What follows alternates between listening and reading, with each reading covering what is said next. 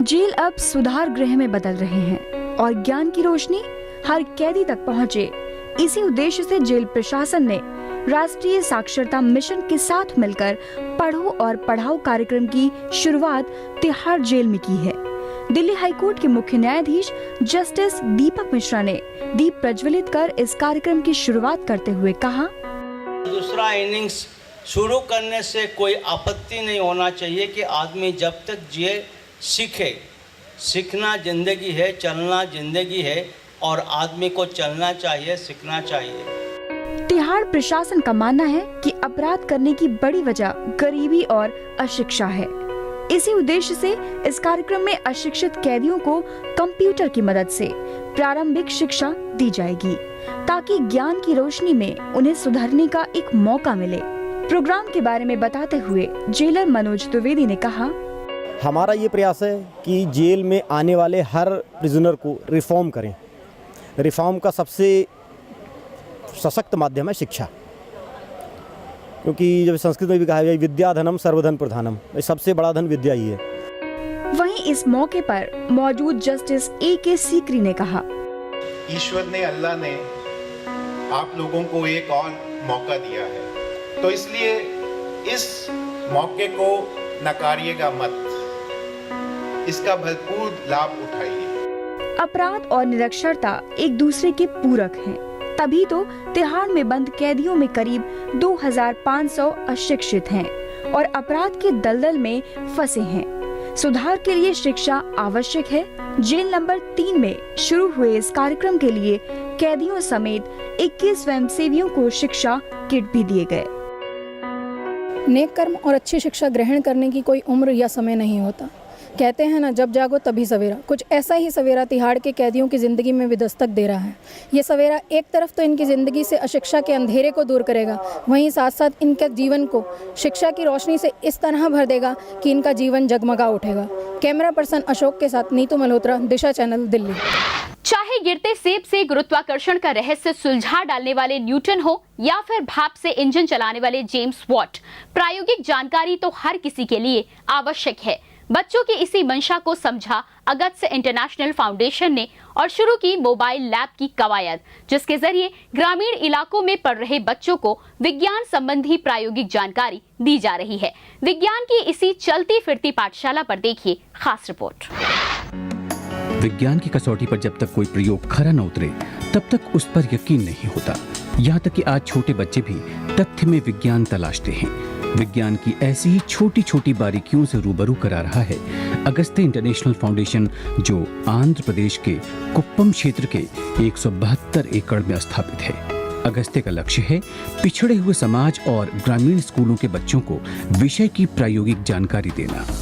अगस्त्य की mobile lab एक प्रयोगशाला है जिसके जरिए छात्रों को भूगोल, विज्ञान, गणित के प्रयोग दिखाकर उन्हें उस विषय की जानकारी दी जाती है।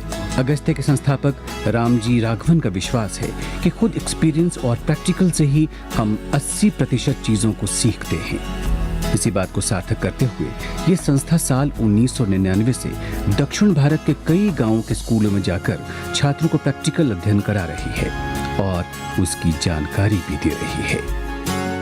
And the important thing we're trying to do is not so much to teach subject matter as to get children to question, to learn to think about cause and effect and find answers for themselves. दक्षिण भारत के पर्वतीय क्षेत्रों में स्थापित ये संस्था तमिलनाडु, आंध्र प्रदेश और कर्नाटक के ग्रामीण क्षेत्रों में जाकर स्कूली बच्चों को विज्ञान के तथ्यों से रूबरू करा रही है। आज अगस्त्य के पास लगभग 50 मोबाइल लैब हैं, जिनकी मदद से हर साल लाखों बच्चों को प्रायोगिक शिक्षा का अध्ययन कराया जा रहा है। ब्यूरो रिपोर्ट, शुभ समाचार। खबरों की शुरुआत सरकार की बहुचर्चित योजना मिड डे मील से। ये योजना शुरू से ही सुर्खियों में रही है। यूं तो इसकी शुरुआत गरीब बच्चों को स्कूल तक लाने की और उन्हें कुपोषण से बचाने के लिए की गई थी, मगर कुछ स्वयंसेवी और धार्मिक संस्थाओं ने सरकार की इस योजना को पौष्टिकता और सामाजिक समरसता का मंत्र बना दिया है। इसी पर देखिए हमारी एक खास रिपोर्ट। आज से करीब 22 साल पहले जब मिड डे मील के विचार को हकीकत में बदलना शुरू किया गया तो दक्षिण के कई राज्यों में अचानक स्कूल आने वाले बच्चों की संख्या में तेजी से इजाफा होने लगा।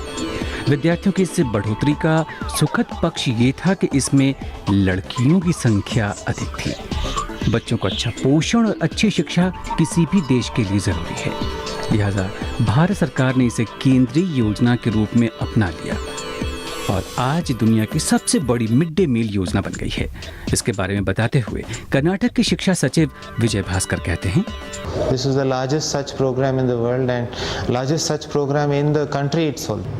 After about 6 years of this program, the latest data, the census which we did in 2007, shows that the number of children who are out of school has reduced to 70,000. So from 1 million, it has come down to 70,000. So this, I would largely say, impact is due to the midday meals. सरकार की इस योजना को अब हरे कृष्णा, स्कॉन और अक्षय पात्रा जैसे धार्मिक एवं स्वयंसेवी संस्थाओं ने अपनाकर इसके दायरे में देश भर के छात्रों को शामिल कर लिया है। सिर्फ हरे कृष्णा की हैदराबाद की आधुनिक रसोई में 8,20,000 बच्चों के लिए खाना तैयार होता है, तो अक्षय पात्रा की इसी तरह की 17 रसोइयों में 7 राज्यों के 6,000 स्कूलों के 10 लाख बच्चों के लिए खाना बनता है। वहीं स्कॉन मुंबई के 600 स्कूलों के 1 लाख बच्चों को खाना खिला रही है। इस रसोई को ग्रेविटेशनल किचन कहते हैं और ये किसी 5 सितारा होटल की रसोई से कम नहीं है। इसमें खाने की गुणवत्ता और पौष्टिकता भी उसके बराबर है, मगर ये खाना अपने में ईश्वरीय दिव्य शक्ति को भी समेटे हुए है। We definitely feel that there's a divine touch in the food that comes out of these kitchens. Divya शक्ति युक्त भोजन को स्कूलों तक पहुंचाने के लिए इन संस्थाओं ने विशेष गाड़ियां बनाई है जो इस खाने को लेकर लंच के वक्त देश भर के स्कूलों में पहुंचती है।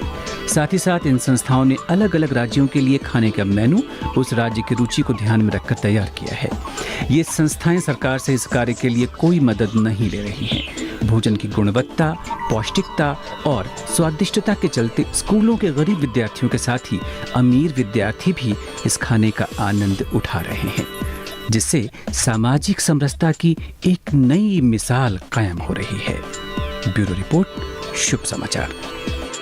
अब बात हुनरमंद अक्षमों की। कामकाज के प्रति लगन और काबिलियत के दम पर ये लोग फास्ट फूड चेन से लेकर बीपीओ कंपनियों के लिए पसंदीदा कर्मचारी बनते जा रहे हैं। आज ये इंडिया इंक के लिए एक कारगर और बड़ा टैलेंट पूल साबित हो रहे हैं। इसी पर देखिए हमारी ये खास रिपोर्ट। दक्षिण दिल्ली के ग्रीन पार्क मार्केट में स्थित कोस्टा कॉफी आउटलेट दूसरे कैफे की तुलना में काफी शांत है। यहाँ आने वाले लोगों की आपसी बातचीत को छोड़ दें तो काउंटर के पीछे बिल्कुल सन्नाटा है। 23 साल के परवेज, 24 साल के राजीव रंजन मिश्रा और 21 वर्षीय प्रीति भोत यहाँ सुबह की शिफ्ट में काम कर रहे हैं। ये उल्लास के साथ ग्राहकों से ऑर्डर लेते हैं, कॉफी बनाते हैं और सर्व करने का काम भी करते हैं। वे अपनी नौकरी से जुड़े हर काम को उत्साह के साथ बिना आपसी बातचीत के पूरा कर रहे हैं। इन तीनों कर्मचारियों की सुनने की शक्ति कमजोर है। यह आउटलेट उनके नेटवर्क के उन चुनिंदा आउटलेट्स में शुमार है जहां पूरी टीम ऐसे ही लोगों की है। मैनेजर देवाशीष दास और उनके सहयोगी विपिन को छोड़कर इंडिया इंक की कई कंपनियों ने पाया है कि सुनने में अक्षम लोग अपनी अक्षमताओं के बावजूद काबिलियत के दम पर नौकरियों में बेहतर योगदान दे रहे हैं और इंडस्ट्री में ऐसे लोगों की अच्छी खासी मांग भी है। ये ऑनेस्ट हैं, ये बहुत हार्ड वर्किंग हैं और ये सिंसियर हैं अपने जॉब के प्रति। अपने काम को के साथ कभी भी कोई कंप्रोमाइज़ नहीं करते हैं। जो करना है वो करते हैं, कभी नहीं देखते कि आज का काम कल करें, आज ही ख़त्म करके जाते हैं और सबसे बेस्ट पार्ट है इनका जॉब का। आज अधिकांश कंपनियां इन जैसी काबिलियत वाले लोगों की तलाश में हैं, क्योंकि इन लोगों की दूसरी इंद्रियां ज़्यादा कारगर होती हैं और ऐसे 90% लोगों में काम के प्रति अधिक निष्ठा होती है। ये लोग निष्ठावान, काबिल और जिंदगी में बेहतर करना चाहते हैं। साथ ही इनकी नौकरी छोड़ने की दर सक्षम कर्मचारियों से कम है। यही सारी चीजें ऐसे लोगों को शुरुआती स्तर के बीपीओ के लिए योग्य उम्मीदवार बनाती हैं। इंडिया इंक का यह कदम स्वागत योग्य है। इसकी जितनी भी सराहना की जाए कम है। जहाँ एक और हर तरह से सक्षम होने के बावजूद भी हम अपने काम और अपने जीवन के प्रति अपनी निष्ठा को कायम नहीं रख पाते हैं, वहीं दूसरी ओर इतनी अक्षमताओं के बावजूद भी ये लोग अपने काम के प्रति इसी निष्ठा को कायम रखे हुए हैं और इनकी यही निष्ठा दूसरों के लिए प्रेरणा का स्रोत बन रही है। शुभ समाचार के लिए कैमरा पर्सन पंकिल के साथ मैं नीतू मल्होत्रा।